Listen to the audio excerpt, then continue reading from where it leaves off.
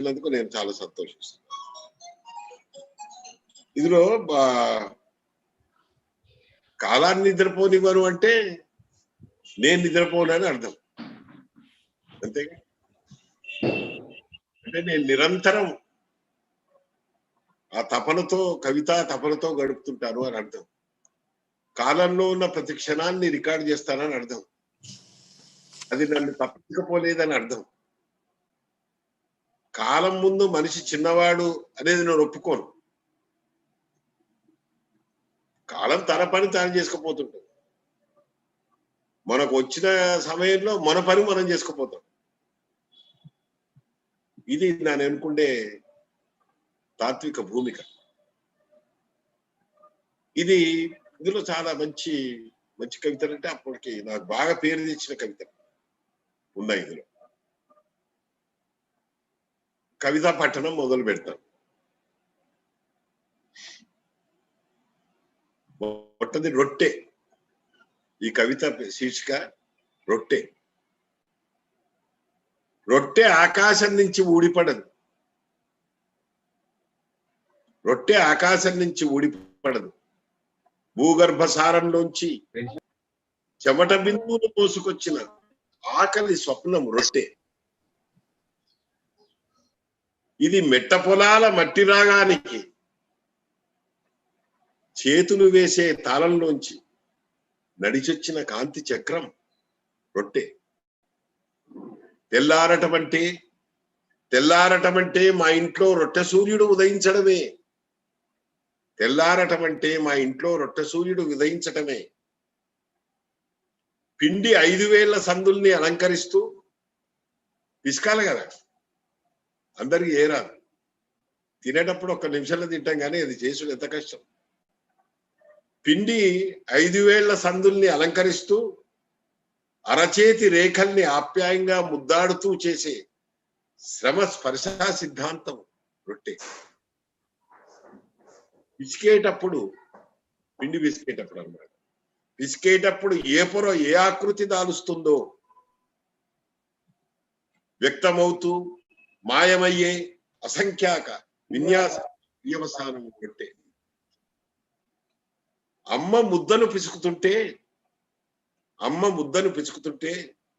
ఆమె తన చేతులతో మా కడుపులను నిమురుతున్నట్టుండేది. అమ్మ ముద్దను పిసుకుతుంటే ఆమె తన చేతులతో మా కడుపులను నిమురుతున్నట్టుండేది. రొట్టె పెంక మీదికి చేరగానే సలాకి, మన పెనవాణి కూడా అంటారు కదా, పెంక మీదకి చేరగానే అందరం చుట్టూ మూగేవాళ్ళం. మా అన్న, చెల్లెలు, అక్క. సలాకితో రొట్టెను కాలుస్తుంటే, సరాతం అని కూడా అంటాం మనం. సలాకితో రొట్టెను కాలుస్తుంటే ఆమె శ్రద్ధగా, మా అమ్మ సలాకితో రొట్టెను కాలుస్తుంటే ఆమె శ్రద్ధగా రొట్టె మీద మమకార మహాకావ్యాన్ని లిఖిస్తున్నట్టుగా ఉండేది. ఆమె శ్రద్ధగా రొట్టె మీద మమకార మహాకావ్యాన్ని లిఖిస్తున్నట్టుగా ఉండేది. అప్పుడప్పుడు రొట్టె మీద నీళ్లతో పాటు కన్నీళ్లు కూడా కురిసేవి. పిండి లేనప్పుడు, పక్కింట్లో వాడుకొచ్చినప్పుడు అప్పుడప్పుడు రొట్టె మీద నీళ్లతో పాటు కన్నీళ్లు కూడా కురిసేవి. మాకు అవేమీ తెలియవు. రొట్టెంటే రొట్టె. రొట్టె మీద ఓనమాలు దిద్దుకున్నాం. రొట్టెను ఏనాటికి మా తలల పైన సూర్యుడిగా ధరించాం. ఇది ఒక కవిత. ఇంకోటి, చచ్చిపోతున్న ఉత్తరం. ఈ కవిత నేను పంజాబ్ లో చదివితే ఒక సర్దార్జీ వచ్చి కావలిసుకున్నాడు. వాళ్ళు రొట్టెల రాజ్యం కదా. మన అమృత్సరం ఉంది కదా దేవాలయం, సిక్కు దేవాలయం. అలా మనం పోతే మంచి రొట్టెలు పెడతారు, అద్భుతం. మనం అన్నం అంటాం కానీ వాళ్ళు అన్ని రొట్టెల రాజ్యం. అది నార్త్ ఇండియా అంతా రొట్టెల రాజ్యం. తెలంగాణ కూడా రొట్టెల రాజ్యమే. ఇప్పుడు వరి పంటలు వచ్చినాయి కానీ మనకు చిన్నప్పుడు గట్కా రొట్టెల ఇంకేమున్నాయి. మా చిన్నప్పుడు మీరు అదృష్టవంతులు. అదృష్టమో దురదృష్టం, అది గట్టి తిండి. చచ్చిపోతున్న ఉత్తరం. ఇప్పుడు ఉత్తరాలు ఎవరు రాస్తలేరు. నేను ఇప్పుడు మీకు పుస్తకాలు పంపిస్తే ఫోన్ చేస్తారు కానీ ఉత్తరం రాయరు.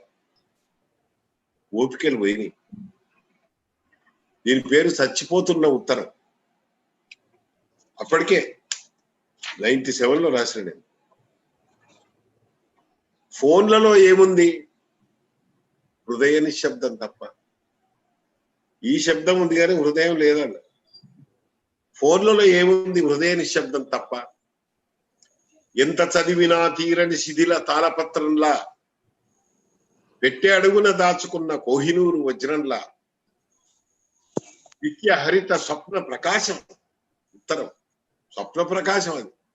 ఓ ఉత్తరం రాస్తే ఎన్నిసార్లు పండుకొని అనేక భంగిమలో చదువుకునేవాడు. ఇప్పుడు ప్రేమ లేఖలు కూడా రాస్తున్నట్లేదు. అంతా ఒత్తుడు. నిత్య హరిత స్వప్న ప్రకాశం ఉత్తరం. మైలు దూరం నడిచి వెళ్తే పోస్ట్ ఆఫీస్ లో కార్డు దొరికేది. కార్డే పైసలు ఎక్కడి. ఎకరాల్లో చల్లినట్టు కాదు, ఉన్న జాగాలోనే అక్షరాలు జొన్న విత్తులు అయ్యేవి. చిన్నగా రాసేది చాలా ఉంది, జాగా తక్కువ ఉంది. ఎకరాల్లో చల్లినట్టు కాదు, ఉన్న జాగాలోనే అక్షరాలు జొన్న విత్తులు అయ్యేవి. వేళ్లు కనల కాంతులతో జ్వలించేవి రాస్తుంటే.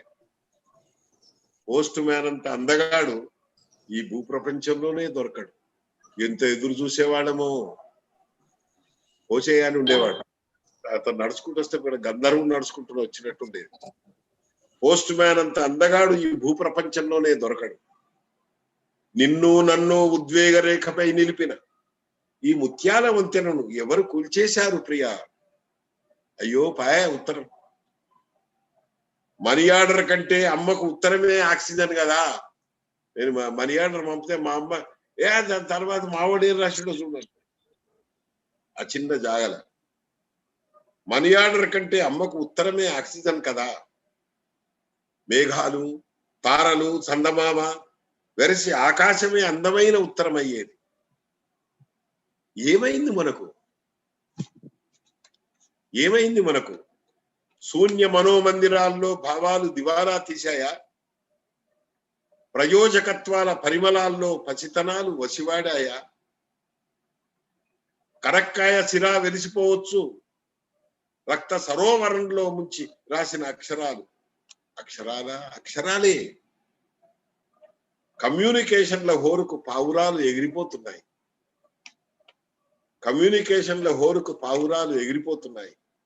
పట్టుకొని ఆపండి. హలో అనే ఒకే ఒక్క బాణంతో రసార్ద్ర జీవ విన్యాస సంపుటాన్ని చంపకండి.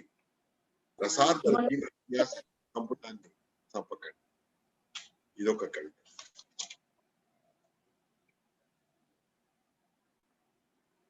ఇంకో దీనికి కూడా చాలా రెస్పాన్స్ వచ్చింది. అంటే అప్పుడు ఇంకా 93 అంటే చాలా ఏళ్ల క్రితం కదా. ఇప్పుడు ఉత్తరాలు మెల్లమెల్లగా పోతున్నాయి. రాస్తలేరు, ఓపికలు తగ్గిపోయినాయి అనమాట. ఓపికలు తగ్గిపోకూడదండి. ఎంత మనకు సాంకేతిక ప్రగతి వచ్చినా కూడా ఓపికలు తగ్గిపోకూడదు. ఓపిక లేని వాడి జీవితం ఆరిపోయిన దీపికలాగా ఉంటుంది. తొందర కూడా మంచిది కాదు. కాబట్టి ఇంకో కవిత మీకు వినిపిస్తాను. బొంత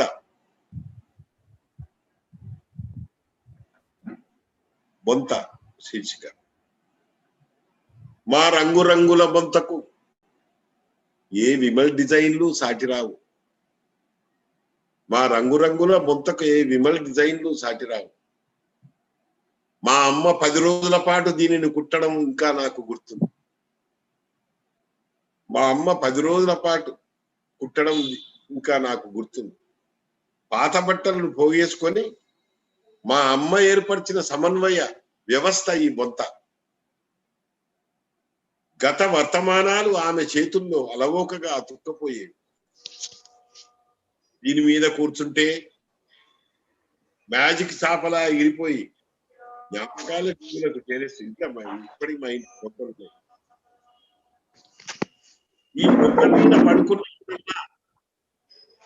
ఈ బొంత మీద పడుకున్నప్పుడల్లా అమ్మా అమ్మమ్మ అక్క అందరి ఒడిలో ఏకకాలంలో సేదదీరినట్టుంటుంది. ఈ బొంత మీద పడుకున్నప్పుడల్లా అమ్మా అమ్మమ్మ అక్క అందరి ఒడిలో ఏకకాలంలో సేదదీరినట్టుంటుంది. వాళ్ళందరి పేరికలు ఉండేవి దాంట్లో. మా పిల్లలు బొంత నాకని పోట్లాడుకుంటారు. ఈ తంతులు చూసి పరుపులు చిన్నబోతాయి. తరం నుంచి తరానికి పరుచుకున్న వారసత్వ వాత్సల్యం మా బొంత. దీని కుట్లు ఊడిపోయినప్పుడల్లా మా ఆవిడ సూదీదారంతో ప్రత్యక్షం. అప్పుడు ఆమె కరవాలం పట్టుకొని కాలదేవతతో యుద్ధం చేస్తున్నట్టుగా ఉంటుంది. వేసవిలో ఇది హంసతూలికా తల్పం. ఇది మా బొంత. వేసవిలో ఇది హంసతూలి అంటే కిందేసుకునేది బెడ్షీట్ అన్నమాట. బెడ్డే చాప మీద బొంత. వేసవిలో ఇది హంసతూలికా తల్పం. చలికాలంలో నిలువెచ్చని దుప్పటి. నిద్రంటే నాకు బొంతే. ఇది నాకు ప్రసాదించిన స్వప్నాల్లో ప్రాక్తన మానవీయ పరిమళాల్ని చవిచూశాను. హిమాలయ పర్వతాలను కౌగిట్లో ఇముడ్చుకున్నాను. గంగానదిని చెంబులో బంధించాను. భూగోళాన్ని మధుబిల్లలా మింగాను. బొంతను పిట్టగోడ మీద ఆరేస్తే ఆ ఇంట్లో పసిపిల్లలున్నట్టు లెక్క. ఒక్కసారి తడిసిందా 5-6 రోజుల దాకా బొట్టు బొట్టుగా దుఃఖపూరితగా మారిపోతుంది. గమనించం గాని బొంత మన శ్రామిక జన సంస్కృతికి ప్రతీక. బొంత మన శ్రామిక జన సంస్కృతికి ప్రతీక. మమకారాల సుతారపు అల్లిక పతాక. మమకారాల సుతారపు అల్లిక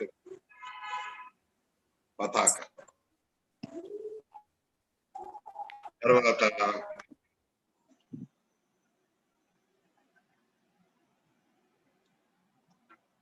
ఈ ఇంకొక కవిత బాష్పోపనిషత్. కన్నీళ్ళని మించిన ఫిలాసఫీ ఏమైనా ఉందా ప్రపంచం? అన్ని ఓడిపోతాయి కన్నీళ్ళ మొదట. బాష్పం. కన్నీటి నదిలో ఎన్నటికీ ఒడ్డు చేరని పడవ కన్ను. కన్నీటి నదిలో ఎన్నటికీ ఒడ్డు చేరని పడవ కన్ను.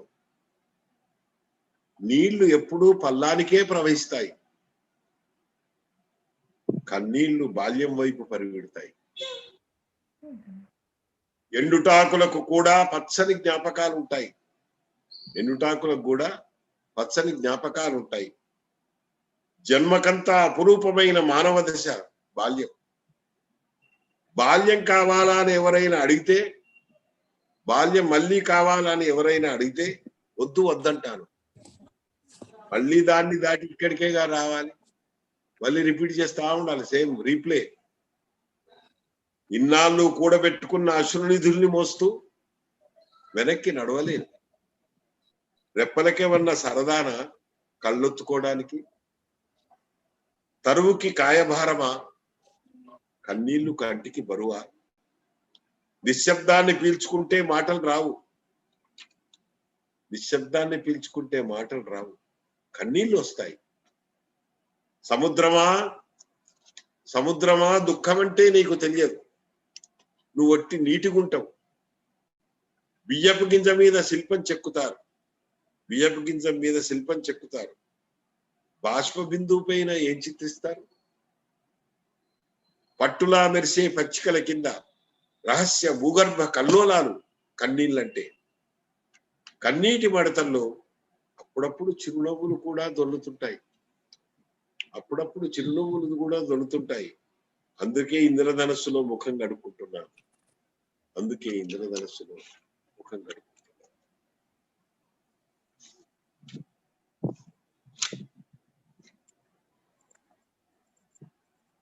ఇంకొక కవిత. దీని శీర్షిక నగర పద్యం. నా ప్రాణవాయువును కాస్త కాస్త పీలుస్తూ నా పద్యాలు తయారవుతాయి. నా ప్రాణవాయువును కాస్త కాస్త పీలుస్తూ నా పద్యాలు తయారవుతాయి. ఎక్కడి నుంచో సీతాకోక చిలుక ఎగురొచ్చి నా కాలరుపై వాలితే పద్యం రెక్కలు అల్లార్చినట్టుంటుంది. నగరంలో ఎవరిని ప్రేమిద్దామన్నా వారు వారినే ప్రేమించడంలో నిమగ్నమై ఉంటారు. కవిత్వం పల్లె జ్వరంతో కలవరిస్తుంటుంది. ఆ కవిత్వం నగరం గరగలా నవ్వుతుంది గాని దానిలోంచి పల్లెలు రాలిపోతున్న చప్పుడు, పల్లెల సూర్యోదయాన్ని లాగేసుకొని సిటీ నియాన్ లైట్ అయి వెలుగుతుంది. పద్యాన్ని పదే పదే చదువుకున్నప్పుడు నిన్నటి కన్నీళ్లను మళ్ళీ మళ్ళీ తాగినట్టు. పద్యాన్ని పదే పదే చదువుకున్నప్పుడు కన్నీళ్లను మళ్ళీ మళ్ళీ తాగినట్టు. పెదవులు లేని శబ్దాల మధ్య శ్వాసలు దుఃఖపడుతుంటాయి. పోటీలను టీవీలు అందంగా చూపిస్తాయి. నేపథ్య రక్తమంతా డ్రైనేజీల్లో ప్రవహిస్తుంది. విషాదం ఏమిటంటే ఇప్పుడు నగరంలో ఉండక పల్లెల్లో కూడా ప్రసరిస్తుంది.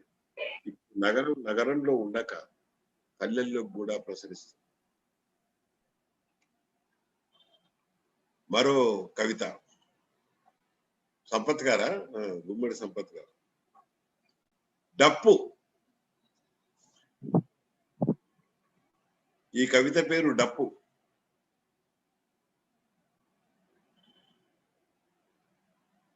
అది అచ్చంగా కొమరయ్య డప్పే. అలా వాయించడం మరెవ్వరికీ చేత కాదు. చిర్రా చిటికెన పుల్ల పోటీ పడి చేసే జంట విన్యాసాలు లేలేత చర్మానికి వేల నోళ్లు మొలిపిస్తాయి. మా నాయన చనిపోయినప్పుడు అతని దుఃఖావేశానికి డప్పు పగిలిపోతుందా, కడం విరిగిపోతుందా అనిపించింది. శవయాత్ర పొడుగునా కాలి కింది ధూళి రేణువులు లేచి లేచి ఆడాయి. అతనికి ఏదొచ్చినా పట్టలేము. కొమరయ్య జాతర గీతర జాంతానై జజ్జనకర జనారే, కొమరయ్య దరువు సునోరే. అతని చాటింపుల్లో ఎప్పుడు ఎవరి కొంప మునుగుతుందో చెప్పలేం గాని ఆ వాయింపు సరళిలోనే న్యాయాన్యాయాలు ధరించేవి. కొమరయ్య డప్పు, కొమరయ్య చెప్పు, ఇవే మా బాల్యం, ఇప్పటికీ మాకు అమూల్యం. అయితే ఇన్నాళ్ళ చెమటలో మెత్తబడ్డ ఆ డప్పును ఇప్పుడు గుండె కుంపటి మీద వెచ్చబెట్టుకుంటున్నాడు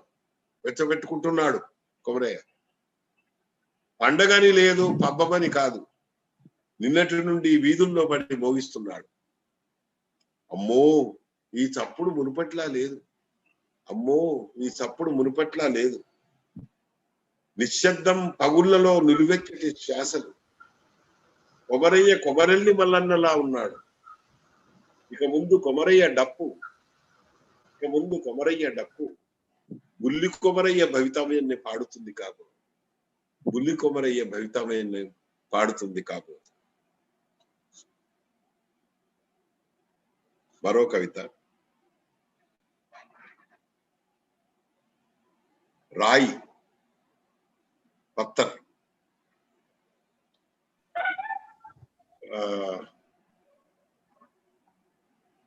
దుర్భేద్య హృదయంతో పోలిస్తే శిల చిన్నబోతుంది.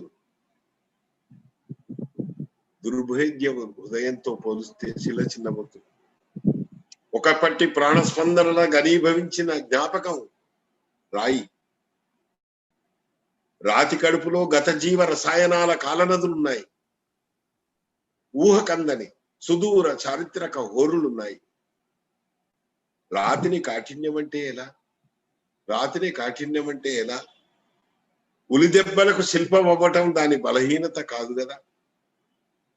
బుగ్గలపై జలపాతాలు గీసిన కావ్యాలతో, కొండంత రాయితో కొండంత నీడనిచ్చిన శిలామ తల్లి రాయి.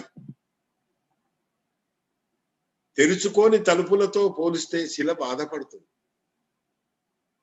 ఏ మాట వాటిని దాటి లోపలికి వెళ్ళదు. సంగీతం దాకా ఎందుకు? సంగీతం దాకా ఎందుకు? కన్నీళ్లు కూడా విఫలమై వెనుక్కొస్తాయి. చేతులు జోడించినా గుండె కరగదు. కాలితో తన్నిన రాయి అహల్యలై పూస్తుంది. కాలితో తన్నిన రాయి అహల్యలై పూస్తుంది. కొండ ఒడిలోనే మా ఊరు మొలిచింది. భువనగిరి గుట్టమ్మది, భువనగిరి. కొండ ఒడిలోనే మా ఊరు మొలిచింది. నేను కళ్ళు తెరవగానే నల్లని రాతి తెర నాలోకి ప్రాక్తన ప్రసారాలు జరిపింది. రైలు మా ఊరి వైపు ప్రవహిస్తుంటే ఎదురుగా మా కొండ నా కోసం పరిగెత్తుకొస్తుంది. ఇద్దరి చూపులు కలిసిన ఉత్తేజ క్షణంలో నేను రాతి కుర్రాడినై దొర్లిపడుతుంటాను. నదీ తీరాల్లో కలలు వర్ధిల్లిన సీమ కాదు, రాయి ఆర్ద్రీకరించిన మట్టి గుండెలు మావి. అందుకే మనిషితో ఓడిపోయినప్పుడల్లా రాతికే నమస్కరిస్తాను నేను. రాతికే నమస్కరిస్తాను.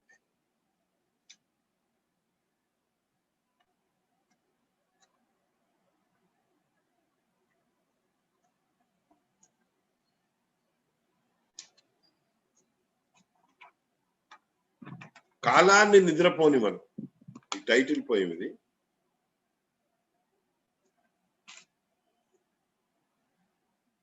కాలాన్ని నిద్రపోని మనం. కాలపత్రం మీద కాలాతీత సిరాతో రాస్తున్నాను. కాలపత్రం మీద కాలాతీత సిరాతో రాస్తున్నాను.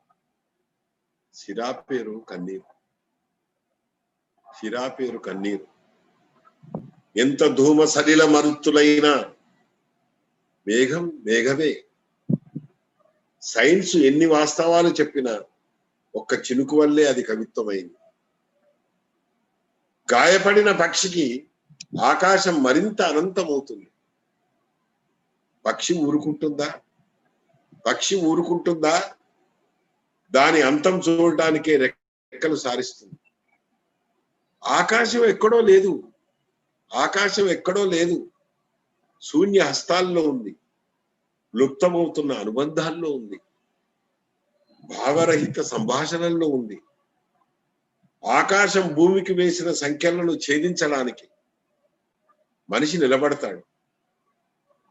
కాలాన్ని నిద్రపోనివ్వకపోవడమే జీవితం. మరి సముద్ర సంగతి? సముద్రం ఎన్నటికీ చచ్చిపోదు. ఓ క్షణం అలా స్తంభిస్తుంది. మళ్ళీ పొంగులెత్తి చంద్రుణ్ణి అందుకోవాలని చూస్తుంది. చంద్రుణ్ణి ఎన్నిసార్లు రుద్దినా అరిగిపోడు. ఇంతకుముందు కల్లేష్ చెప్పాడు, చంద్రుణ్ణి ఎన్నిసార్లు రుద్దినా అరిగిపోడు. వెన్నెల గంధం వస్తూనే ఉంటుంది. చుక్కలను ఎన్నిసార్లు తడివినా విరిగిపోవు, ఊరుగా విచ్చుకుంటాయి. మనిషి పరిమళించడమే జీవితం. పరిమళించడమే జీవితం. కాలపత్రం మీద కాలాతీత సిరాతో రాసినప్పుడు ఏర్పడిన చిత్రం పేరు మనిషి.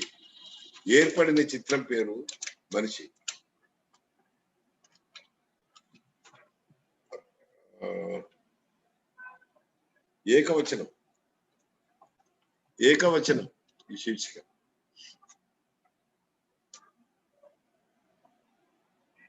ఇక్కడో మనిషి ఉండాలి. ఏమయ్యాడు? మొగ్గ పువ్వవుతున్నప్పటి తొలి పరిమళంలా నవ్వేవాడు. ఆకుల్లోంచి కిరణాలు వెలువడుతున్న అద్భుతమైన దృశ్యంలా కనిపించేవాడు. ఆకాశానికి భాష్యం చెప్తున్న అక్షరాల్లా పక్షులు ఎగురుతున్నప్పుడు, అప్పుడే చల్లిన విత్తనాల్లోంచి నిశ్శబ్ద సుప్తహరిత సంగీతం వినిపిస్తున్నప్పుడు అనిర్వచనీయమైన అనుభూతిగా అనువనువు వ్యాపించేవాడు. ఎక్కడని వెతకాలి, ఎక్కడని వెతకాలి? 40 ఏళ్ల క్రితం నుంచి చాలా కాలం అతను నాతోనే ఉండేవాడు. కదురు ద్వారాల సవడుల నుంచి క్వాలిటీ కంట్రోల్డ్ వస్త్రాల దాకా, కందిచేని విహారాల నుంచి కంప్యూటర్ల విన్యాసాల దాకా ఇద్దరం కలిసే ప్రయాణించాం. ఓదార్చేవారే లేని ఒంటరి లోకంలో ఒక సామూహిక సంస్కృతిని స్వప్నించి, రాత్రుల్ని గర్భీకరించి, ఉదయాలకు మంత్రసానిత్వం వెలిగించి ఇద్దరం ఒక్క మనసుతో స్పందించాం. కానీ ఏ చీడ ఆకుల కింద చేరిందో, ఏ చీడ ఆకుల కింద చేరిందో, ఏ చీలిక దారుల్లో ఎవరికీ వినపడని వియోగ విస్ఫోటనాలు జరిగాయో, అప్పటి నుంచి అద్దంలో కూడా కనబడడం మానేశాడు. కదలికలు కవలికల్లోనే కాదు, కనీస మానవ సుగంధిల నైసర్గిక పథాల్లోనే నిలువెత్త నీడలు మరిచాయి. భరించలేదు. అతని చిరునామా తెలిస్తే తప్ప నన్ను నేను చేరుకున్నట్టు కాదు. అతని చిరునామా తెలిస్తే తప్ప నన్ను నేను. ఈ మచ్చుకు ఇవి 50 కవితలు. ఇవి కొంత ప్రాతినిధ్యం వహించే కవితలే ఇవి. మీరు వీటికి స్పందిస్తూ ఏమన్నా ప్రశ్నలు అడిగితే వాటి గురించి మాట్లాడుకోవడం బాగుంటుందని నా ఉద్దేశం. ధన్యవాదాలు సార్.